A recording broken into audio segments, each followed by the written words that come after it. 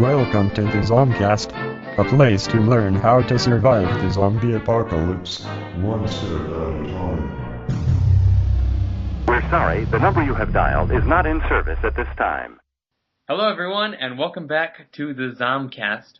My name is Joshua, and I have a guest with me. What is your name, guest? What's up, guys? My name's Adam. Okay, so Adam here is what I'd like to call a zombie survival newbie. And like I said in the previous episode, I will be bringing guests on the show, whether more experienced or less experienced, to just give a different viewpoint. So he is the less experienced viewpoint that you'll be learning through. So, yes, I am the newbie. So Adam, why don't you give us a little background in your zombie survival knowledge? Okay, well, my zombie survival knowledge includes nothing really. I play some zombie games, some zombie video games, but that's about it. So, it's pretty low. My knowledge is at a very low level. You heard it here, folks. Now, so what we're going to be talking about in this episode is what I like to call Z-Day. And that is similar to D-Day in World War II, the basic definition of D-Day is just the day that something specific happens. So Z-Day would be the day that it all hits the fan and zombies are taking over. So what we're talking about right now is the first 2 weeks of after Z-Day, or F2W as I like to call it. So during F2W, you need to do one important thing, and that is to make sure you stay indoors. Because when everything goes down on Z-Day, on Z-Day, you're excused. Everybody's going to be going to Walmart. Everyone's going to be going to Sam's Club or Big Five or the gun store. And that's exactly where you don't want to be. Because everyone's going to be crowded in there and nobody's going to be able to get out. So once one person gets bit, it's just going to be going down the entire row.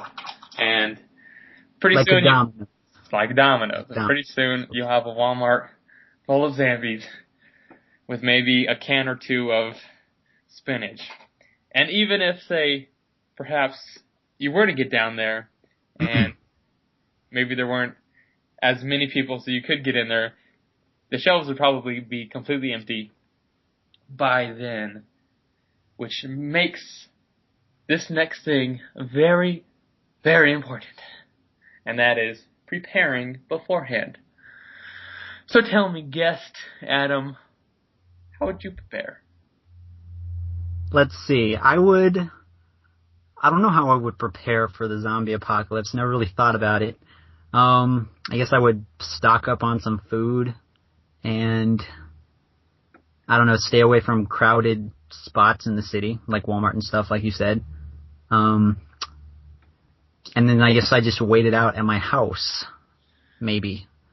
Not really sure. And that what you just said kind of brings up the next point about staying in your house, because I mean, the highways and the streets will just be completely crowded. People trying to get out to the wilderness where they think it might be safe, which is not always the case. But you do want to stay in your house. You want to lock your doors.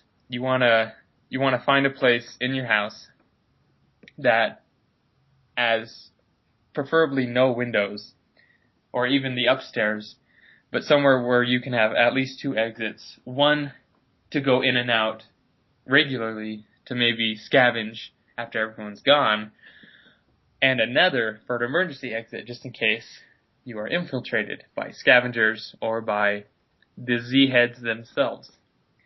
So if you have a 2-story house, which you may, but not most people do, what you want to do is get upstairs and destroy the staircase. That way, ensuring that you have a clear view of everything. If you can get on your roof or through the 2nd-story window, you have a clear view of the surrounding area.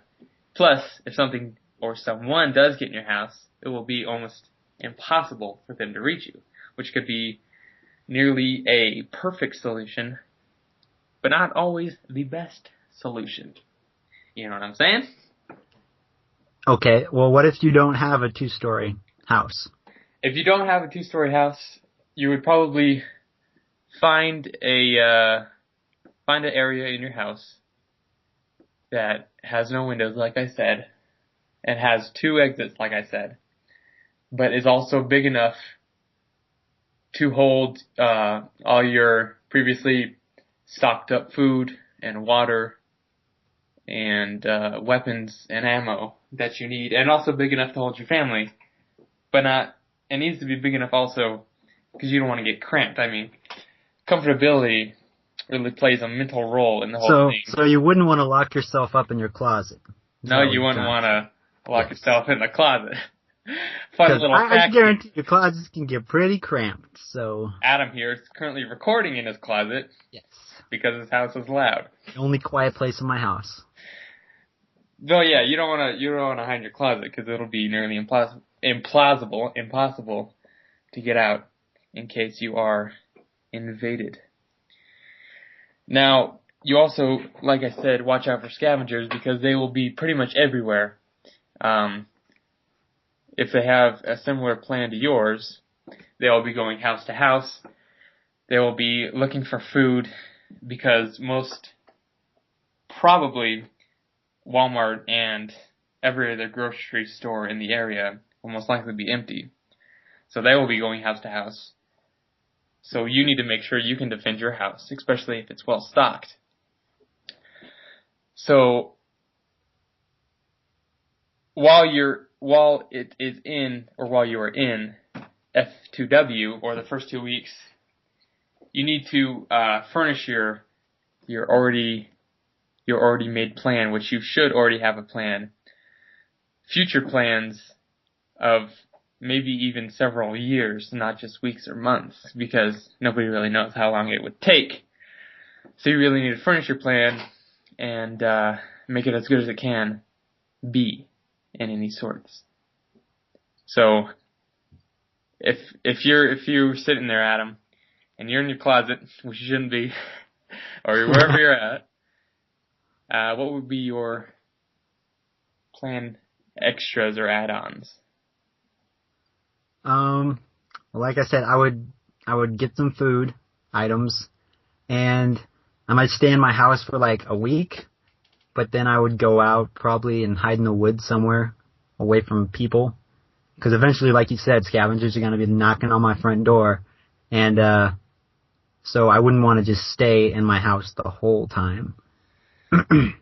Yeah, I see your point there. And just during the first 2 weeks, you just want to stay in your house because it can be one of the best places. I mean, you're comfortable there, like I said. Comfortability takes a good part, and you're used to it, and you know the ins and outs of your house. So if you were to say stay in a different house, you could get confused. You could get lost. I mean, depending on how big the house is, you could get completely confused at where your house is and where like big superstores are that you could scavenge if they're not already empty.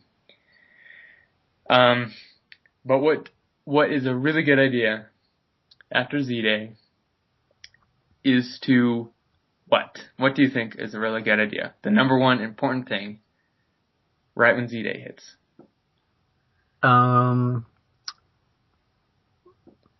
Look for a weapon of some kind. I don't know. A weapon is important, even though you probably should already have a weapon. But strangely enough, to most people, what you want to do is fill your bathtub. Well, what do you think about that? I mean, that's pretty weird. Fill my bathtub. Yeah. Why do I want to fill my bathtub? You want to fill your bathtub because once people hear the news about zombies, I mean, what would you do? Right when you hear, I mean, I already asked you this, but I mean, if you're an average person and you hear news about zombies, then what the heck are you going to do? I'd lock myself in my house. Probably wouldn't be going to a job of any kind, so I wouldn't be at my job. I'd just be locked up in my house. Yeah, you wouldn't be at your job. So there would be no people at the power plants. There'd be no people at the water stations. So you wouldn't be getting any water through your tapper, and you most certainly wouldn't be able to go down to Walmart and buy a case of water bottles. So water is the number one most important thing anywhere of anything. So filling your bathtub will ensure that you have a lot of fresh, clean water. And one bathtub, I don't even know how many gallons that is. It's probably like at least 20 or 30 gallons, which could last you several weeks. And if you have a big house, you could fill several bathtubs, getting you even more water, depending on how many people are with you or how many friends or family members are with you then. So basically, water should be your first priority. Exactly. Water should be your number one priority. Well, in that case, then I'd fill up every bathtub I had with water, and I'd probably go into my kitchen, find like any pot and pan I could get my hands on, fill those with water, and yeah, that's what I would do. Okay, so basically, in the first 2 weeks, you just want to stay away from people, because people turn into zombies, and people are zombies, and you don't know who's infected, who's not. So you just want to stay in your home with your loved ones if you can, and just try and wait it out for the first 2 weeks. And after the first 2 weeks, which will go on later and in later episodes, you'll basically want to explore out and make sure you have your plan on permanent or temporary shelters, which could be anything from a boat in the ocean to a warehouse in the middle of nowhere. Just pretty much anything that you can get to quickly and safely, and that could potentially keep you alive till the end of the whole ordeal that is the zombie apocalypse. So do you have any last words for the audience? I do have one question. How long does it take for an infected person to become a zombie? Well, I'll give you my expert answer. It all really just depends if and when zombies do drop a deuce on society. It depends on what kind of virus it is, or what really even makes a zombie, because it could be nanobots, it could be a virus, it could be anything. It could be aliens, who knows. But it really depends on what makes a zombie into a zombie. Sometimes, it depends, in The Walking Dead, it takes a day, and 28 days later, it takes 3 minutes. So it really just depends, which is why you really want to stay away from people, because they could turn at any moment, and that's why people are dangerous. Makes sense. So thank you all for watching. This has been the episode 2 of the Zomcast, the first 2 weeks. And if you have any questions that you need our experts here at the Zomcast to answer, please tweet us a question at our Twitter handle, which is @thezomcast. Or you can visit our Facebook, facebook.com/thezomcast, and we'll be sure to answer your question at the end of each video. See you next time. Say goodbye, Adam. Goodbye, Adam.